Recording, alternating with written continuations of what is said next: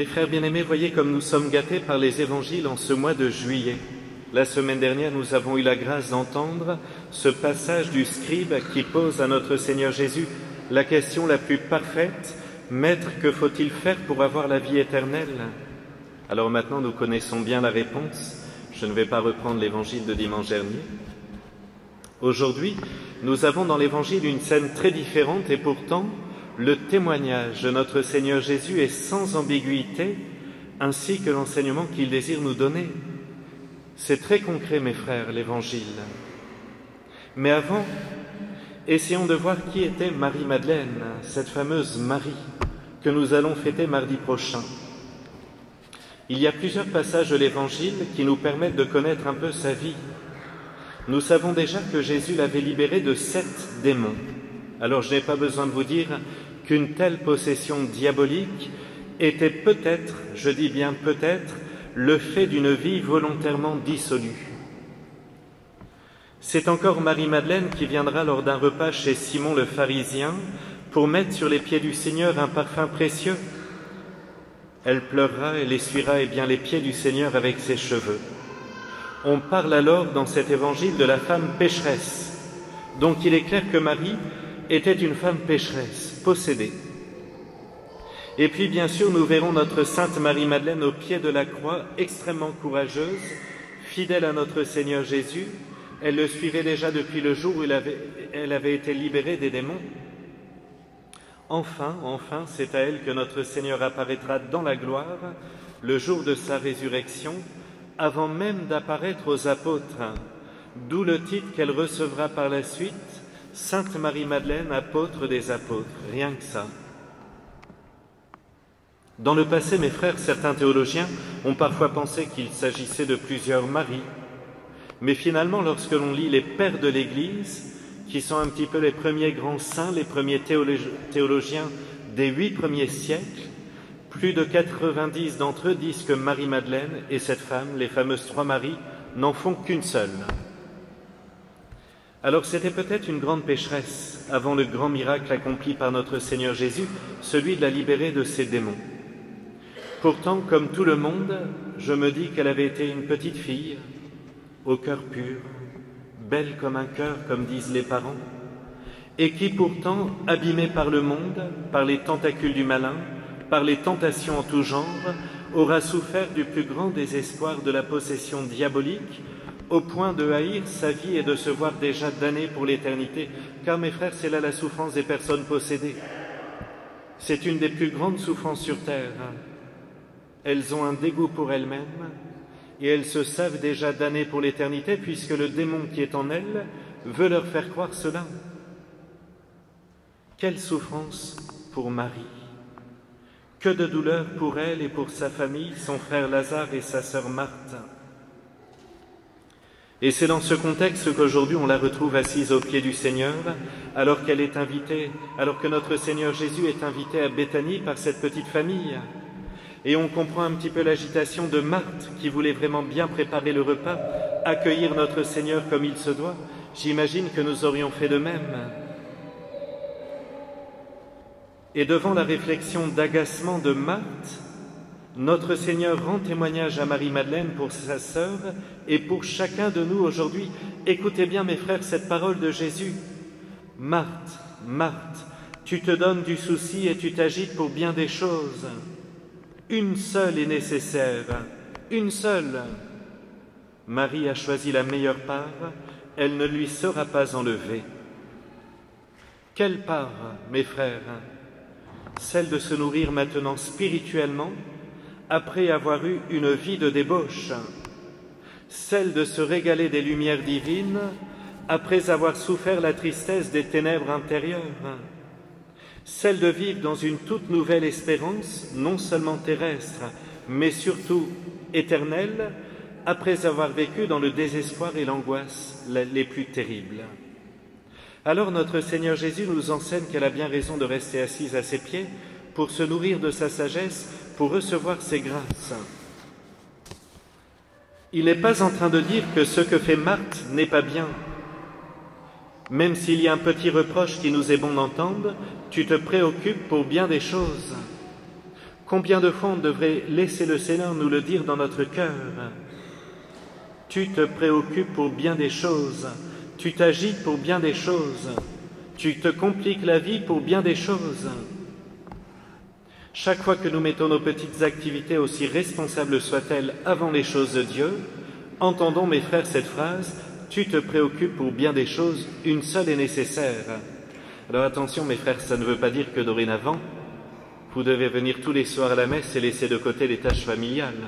C'est le Père qui l'a dit, donc je ne prépare plus le dîner. Certainement pas. Mais en même temps, parfois on se rend bien compte qu'on est trop préoccupé par des choses purement matérielles, familiales, organisationnelles, et si peu pour les choses du bon Dieu. Et voilà le cœur de Marie-Madeleine. Elle n'était pas encore sainte, mais toute une transformation liée à la grâce qu'elle a reçue d'être libérée des démons est en train d'être opérée dans son cœur. Elle se dit: j'ai été pardonnée de mes péchés, j'ai été libérée de mes démons, il faut que je change de vie. Et c'est cet homme-là qui a changé ma vie, donc je vais le suivre, je vais l'écouter, je vais m'intéresser à ce qu'il l'enseigne. Elle a ressenti de façon surnaturelle l'amour de Dieu qui ne venait pas la condamner, mais au contraire la sauver et la relever, la mettre debout, lui rendre sa dignité. Pas n'importe quelle dignité, aujourd'hui tout le monde, on parle de dignité humaine, mais surtout de dignité à la sainteté, parce que c'est ça qui rend une âme digne, c'est qu'elle s'occupe de son âme. Elle est appelée à la grandeur que Dieu a prévue pour elle, à la perfection dans le domaine de l'amour de Dieu et de l'amour du prochain. Et c'est fou de voir comment Sainte Marie-Madeleine va profiter de cette grâce pour changer radicalement de vie. Elle va rendre amour pour amour. Et tous ici, nous pouvons faire la même chose, moi le premier. En voyant la vie de Sainte Marie-Madeleine, je me dis: mais mince, qu'ai-je fait de la miséricorde de Dieu? Lorsqu'en sortant du confessionnal, j'ai cette joie intérieure de me dire: mais Jésus m'a pardonné de mes péchés, qu'est-ce que je fais de cette grâce?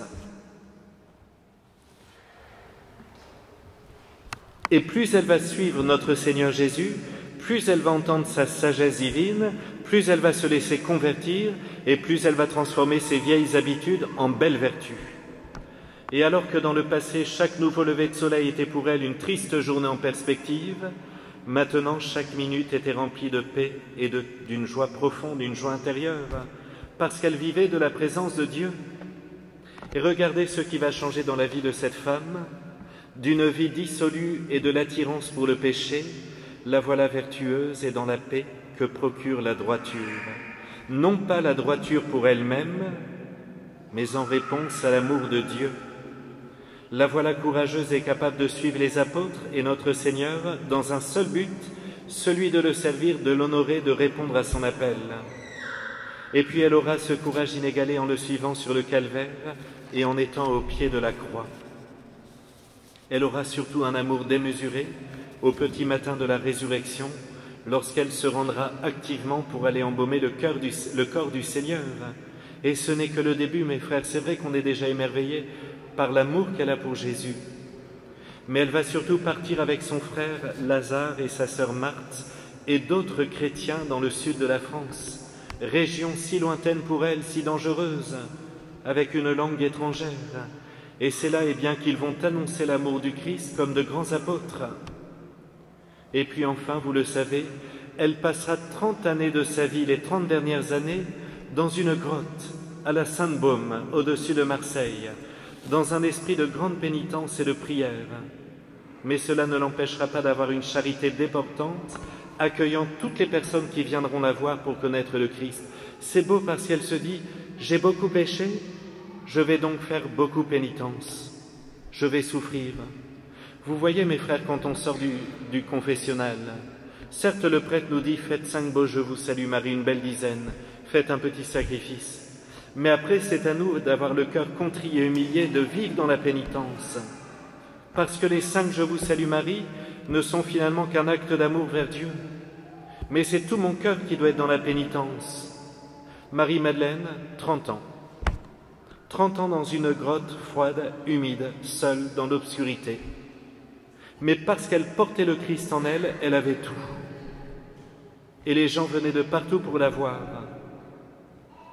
Aujourd'hui encore, vous voyez, mardi prochain, ces reliques seront exposées dans la basilique Saint-Maximin, à côté de la Sainte-Baume. Il y a encore le crâne, une mèche de cheveux, quelques os. Eh bien, au cours des premiers siècles, il y a eu de nombreux miracles devant ces ossements. Des aveugles, des lépreux, des malades mentaux, et il y avait de nombreuses guérisons. Et ça, mes frères, ce sont des faits historiques qui ont été mis par écrit à l'époque. Extraordinaire la sainteté de Marie-Madeleine. Nous devons beaucoup apprendre d'elle, et vous comprenez pourquoi Jésus a dit qu'elle avait choisi la meilleure part. Est-ce que cela veut dire que Marthe a suivi le mauvais chemin en étant occupée au service plutôt que de nourrir son âme? Certainement pas, puisque Marthe est sainte, une des plus grandes saintes du 1er siècle. Mais on voit bien que celui qui prend au sérieux le travail de sa vie intérieure, du cœur à cœur avec Dieu, choisit la meilleure part. Ici, mes frères, tout est dit. Si je prie, je choisis le meilleur chemin. Si je prie, je serai très charitable. Si je prie, je serai saint. Mais mes frères, vous voyez, la vraie vie intérieure pousse une âme à rayonner de l'amour du Christ. Si je prie pour moi-même, pour ma petite âme, comme un petit égoïste, ça ne portera pas de fruits. D'ailleurs, vous voyez parfois des personnes prier des heures et des heures, y compris des moines et des prêtres, mais qui ne sont pas rayonnants de l'amour du Christ. Parce que ça n'est pas une prière qui cherche la volonté divine, c'est une prière qui cherche à trouver ces petits trucs, « Oh, j'en ai besoin pour mon cœur, pour ma vie ». C'était très centré sur soi. Alors n'allez pas dire « Oui, bien, puisque je ne veux pas devenir comme ça, je ne vais pas prier ». Je me disais, mes frères, que ici nous avons sûrement tous le désir d'avoir cette vie de prière, ce cœur à cœur, cette intimité avec le Fils de Dieu, qui est vraiment présent dans nos âmes par les sacrements.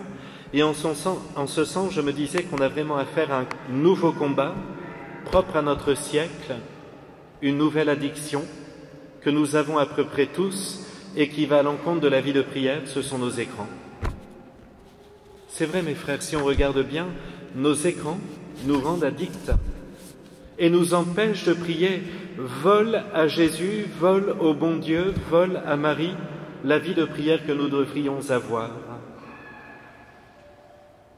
On voit bien que c'est un nouveau type de combat. Et il faut vraiment, mes frères, eh bien, se battre. Je le dis pour moi-même, je me dis, mais il faut que je prenne cette résolution claire, radicale. Pourquoi, mes frères? Parce que sur nos écrans, tout va vite. Ça capte notre attention. Ça met beaucoup de bruit, non seulement extérieur, mais dans mon imagination, parce que les images sont là. La violence est là. Tout ce que je vois dans les médias est là. Et ça m'empêche ensuite d'entrer dans ce cœur à cœur parce qu'il n'y a plus assez de silence dans mon cœur. Tenez, regardez mes frères, dans quelques instants nous allons communier. Combien de temps vais-je réussir dans mon cœur à être avec Jésus, dans une relation d'amour, dans une prière intense? 3 minutes, 1 minute, 10 minutes. Et si je ne crois pas que les écrans me rendent addict, regardez très simplement hier, au cours de la journée de samedi par exemple, combien de temps ai-je passé sur mes écrans? Et combien de temps ai-je passé avec le bon Dieu? Mais je le dis pour moi, mes frères, je ne suis pas là à vous faire culpabiliser. Il est bon d'être très concret dans notre analyse de notre vie de prière. Parce que le monde d'aujourd'hui, mes frères, est en train de mourir par manque de saints. Et si nous voulons des saints, il faut des âmes de prière comme Marie-Madeleine. Donc que vais-je faire dans la semaine à venir pour bien commencer, pour essayer de grandir dans ce cœur à cœur avec le bon Dieu, dans un véritable esprit de pénitence? Que vais-je faire de ces écrans qui captent mon attention et me détournent finalement du bon Dieu indirectement? Allez, mes frères bien-aimés, si nous voulons choisir la meilleure part, je sais que vous le voulez puisque vous êtes là ce matin, moi je le veux en tout cas, eh bien c'est à chacun de penser comment il va faire pour grandir dans sa vie de cœur à cœur avec Dieu tout au long de la semaine qui vient, et peut-être eh bien de tailler fermement dans les écrans afin de laisser la place à Jésus, à Marie, ainsi soit-il.